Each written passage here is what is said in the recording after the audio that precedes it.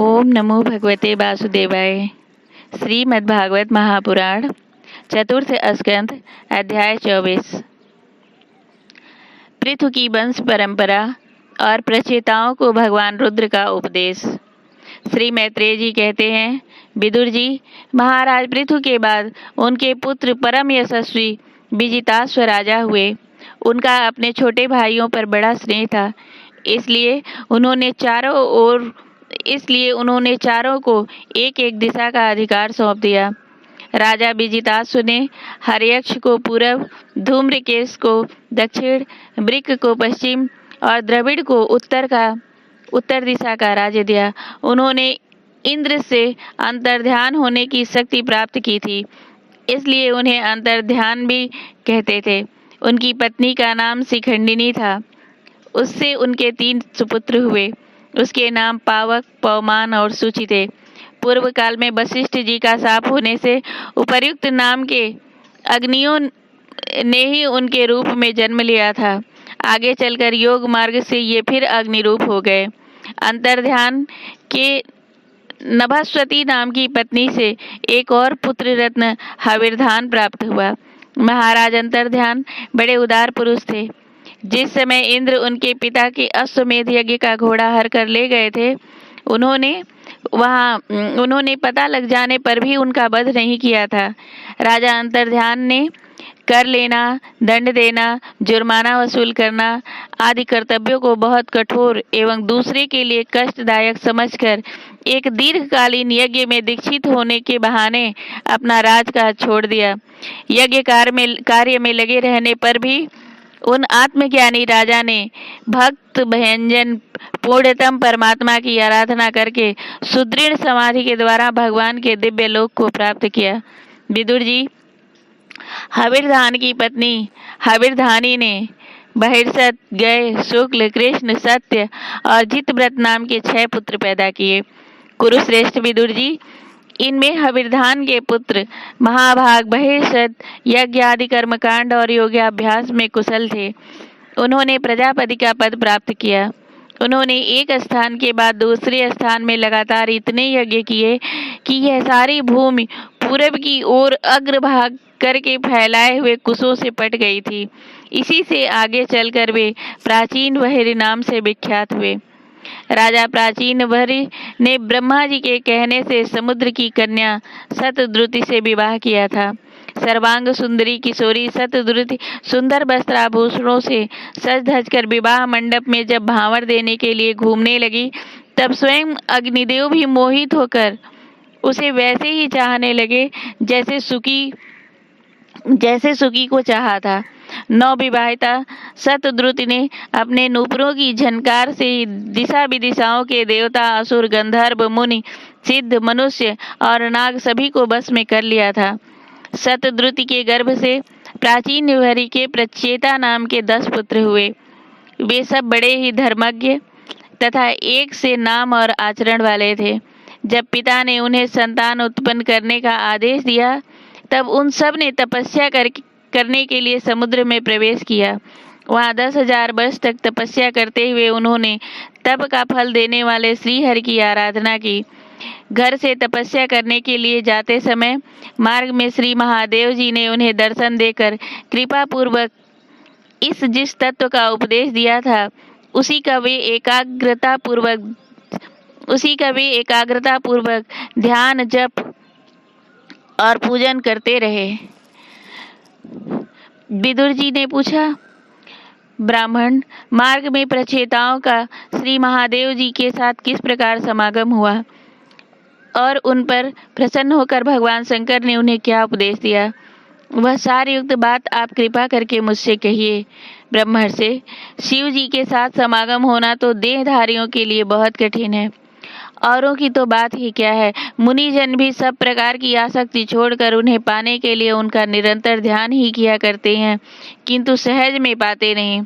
यद्यपि भगवान शंकर आत्माराम है, उन्हें अपने लिए ना कुछ करना है ना पाना है, तो भी इस लोक सृष्टि की रक्षा के लिए वे अपनी घोर रूपा शक्ति शिवा के साथ सर्वत्र विचरते रहते हैं। श्री मैत्रेय जी ने कहा, विदुर जी, साधु स्वभाव प्रचेतागण पिता की आज्ञा सिरोधार्य कर तपस्या में चित्त लगा पश्चिम की ओर चल दिए। चलते चलते उन्होंने समुद्र के समान विशाल एक सरोवर देखा। वह महापुरुषों के चित्त के समान बड़ा ही स्वच्छ था तथा उसमें रहने वाले मत्स्य आदि जल जीव भी प्रसन्न जान पड़ते थे। उसमें नील कमल, लाल कमल, रात में, दिन में और सायंकाल में खिलने वाले कमल तथा इंदिवर आदि अन्य कई प्रकार के कमल सुशोभित थे। उसके तटों पर हंस, सारस, चकवा और कारंडव आदि जल पक्षी चहक रहे थे।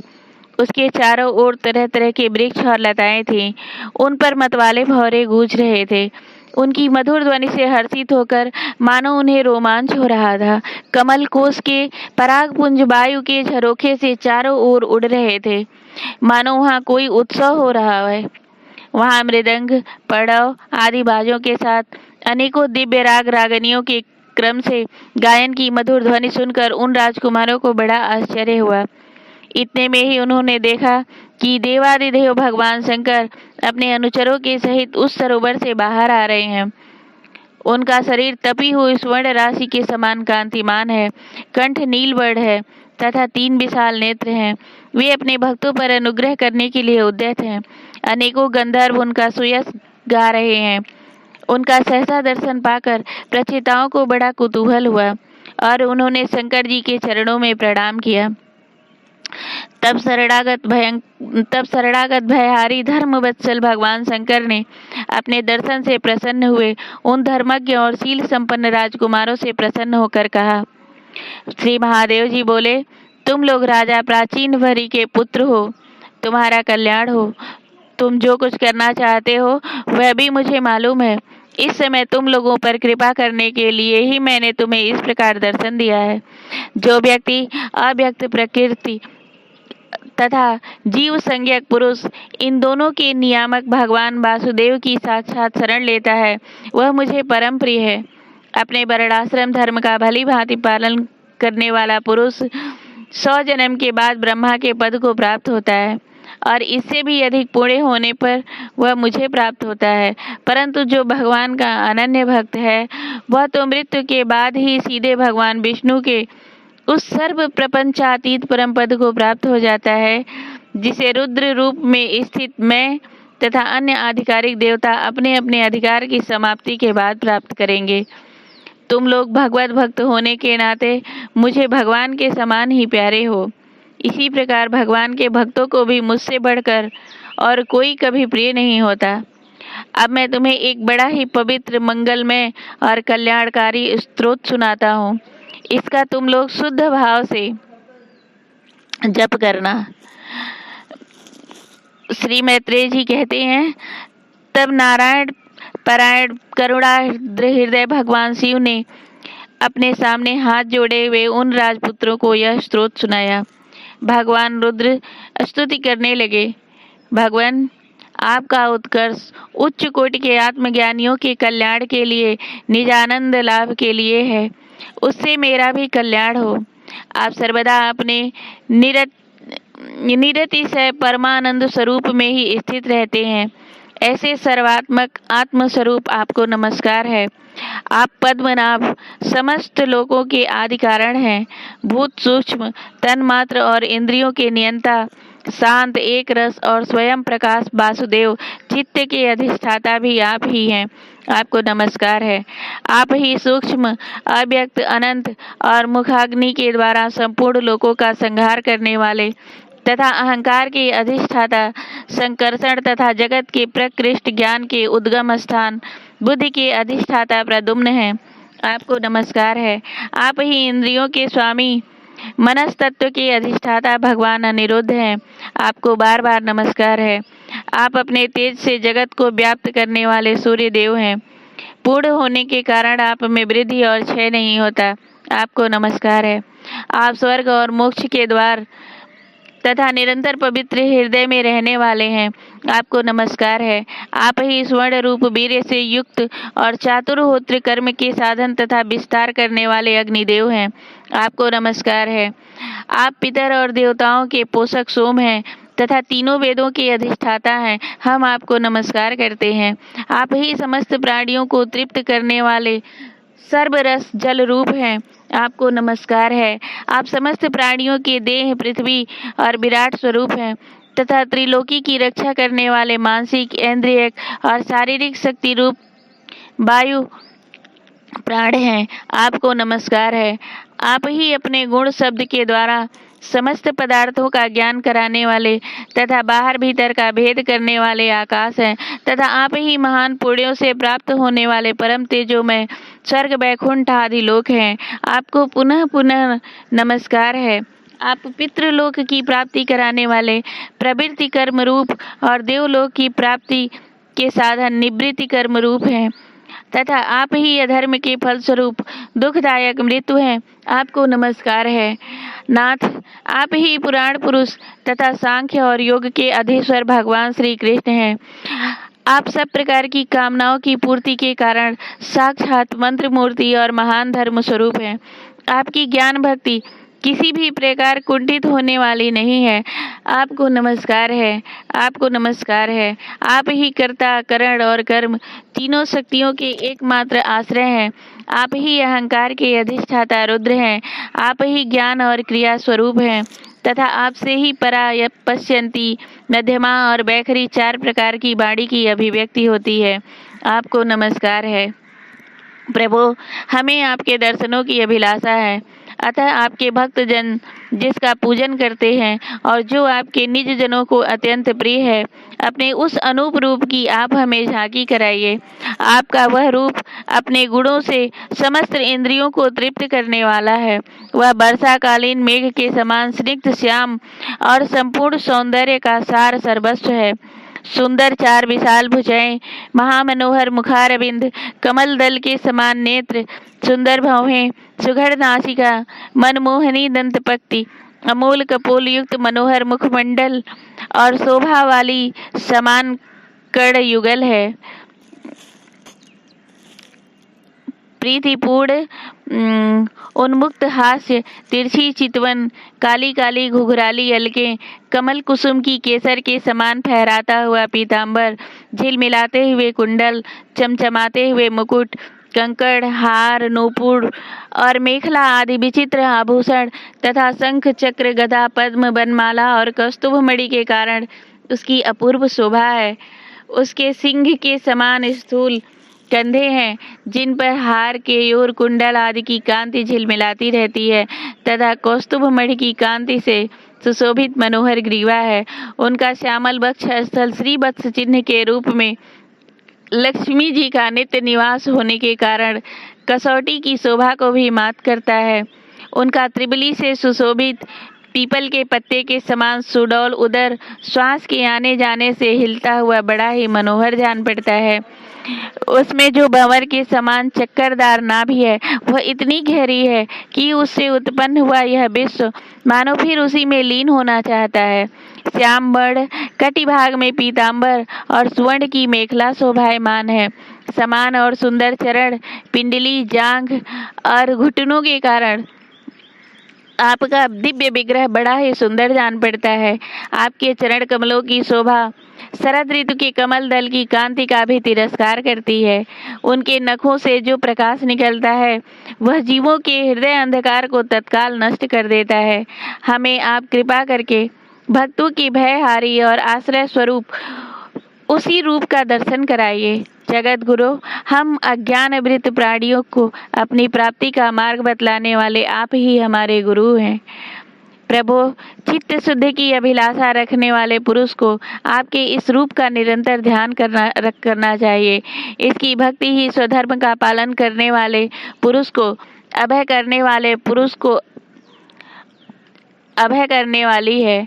स्वर्ग का शासन करने वाला इंद्र भी आपको ही पाना चाहता है तथा विशुद्ध आत्मज्ञानियों की गति भी आप ही हैं।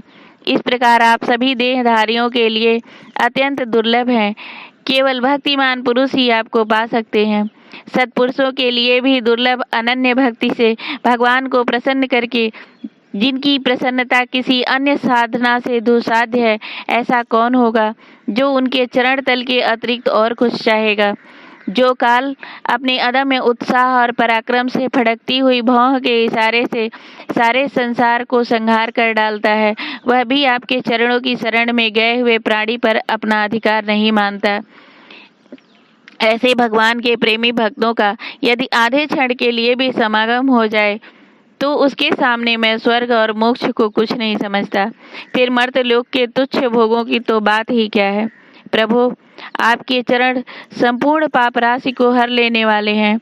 हम तो केवल यही चाहते हैं कि जिन लोगों ने आपकी कीर्ति और तीर्थ में आंतरिक और बाह्य स्नान करके मानसिक और शारीरिक दोनों प्रकार के पापों को धो डाला है, तथा जो जीवों के प्रति दया, राग, द्वेष रहित चित्त तथा सरलता आदि गुणों से युक्त है, उन आपके भक्त जनों का संग हमें सदा प्राप्त होता रहे, यही हम पर आपकी बड़ी कृपा होगी।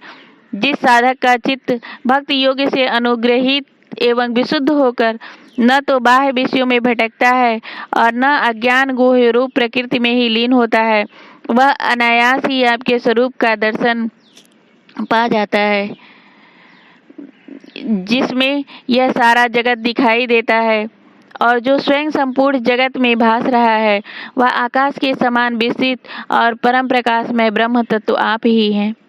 भगवान, आपकी माया अनेक प्रकार के रूप धारण करती है, इसी के द्वारा आप इस प्रकार जगत की रचना, पालन और संहार करते हैं जैसे यह कोई सद्वस्तु हो, किंतु इससे आप में किसी प्रकार का विकार नहीं आता।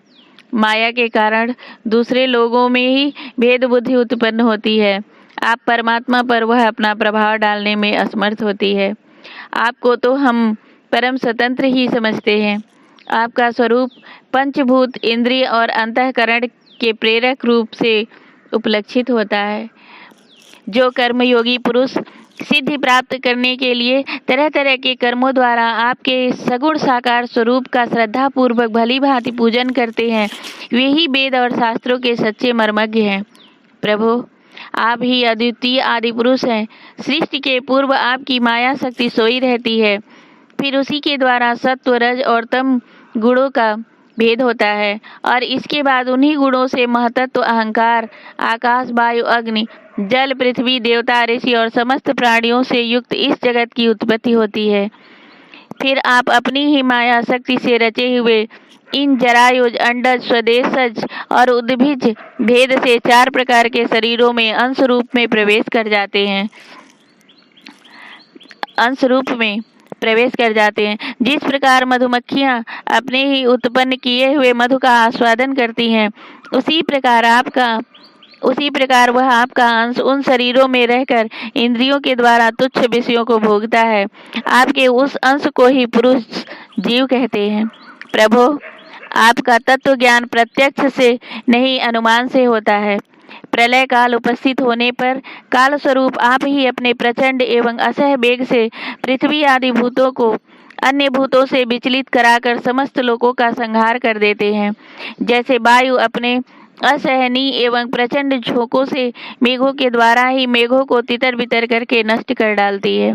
भगवान, यह मोहग्रस्त जीव प्रमादवश हर समय इसी चिंता में रहता है कि अमुक कार्य करना है, इसका लोभ बढ़ गया है और इसे विषयों की ही लालसा बनी रहती है, किंतु आप सदा ही सजग रहते हैं। भूख से जीभ लपलपाता हुआ सर्प जैसे चूहे को चट कर जाता है, उसी प्रकार अपने काल स्वरूप से उसे सहसा लील जाते हैं। आपकी अवहेलना करने के कारण अपनी आयु को व्यर्थ मानने वाला ऐसा कौन विद्वान होगा जो आपके चरण कमलों को विसारेगा। इसकी पूजा तो काल की आशंका से ही हमारे पिता ब्रह्मा जी और स्वयंभू आदि 14 मनुओं ने भी बिना किसी विचार किए केवल श्रद्धा से ही की थी।